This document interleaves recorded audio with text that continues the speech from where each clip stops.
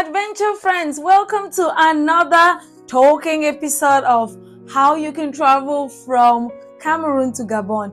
This one was purely an attempted trip, and I will give you the details why I use the word attempted, because of course I didn't succeed. I was not able to get into Bitam, not anywhere near Libreville as I had anticipated. Why did that happen? I'll tell you in a second. From Ebolowa, I boarded Dynamic Express bus heading to Kyosi, the last major town before Gabon. Kyosi is a bustling border town where Cameroon, Gabon, and Equatorial Guinea meet. From the bus station, I hopped on a bike or motorbike, you call it, for 300 francs to the border. This is where the real adventure began, and I must tell you, get ready.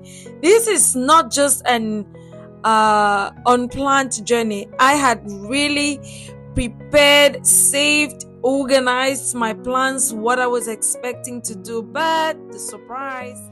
When I arrived at the border, I was first of all welcomed by Cameroonian immigration officers, which is typical because I needed to say goodbye to Cameroon if I want to get into Gabon. So I explained to them why I was traveling. I am a vlogger now, and I'm curious about how life is in Gabon. I want to tell stories about Gabon, and they looked at me with so much astonishment, and they were like, "Are you serious?" I said, "Yeah, I'm serious." And then he started giving me a little more details, and these details were the details I wasn't expecting. What were the details? If I need to enter Gabon as just a tourist, a Cameroonian Semak zone tourist, I will have to pay bribes. Okay, again, I am not judging any of the countries like Gabon or Cameroon, but I'm just saying what I heard.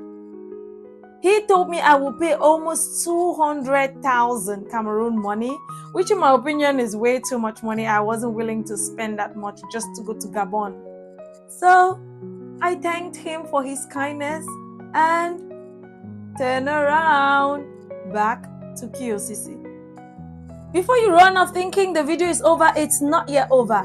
While on the bus back to Ebolowa, I, of course, as usual, got engaged in the conversation with other passengers in Cameroon. We talk and talk.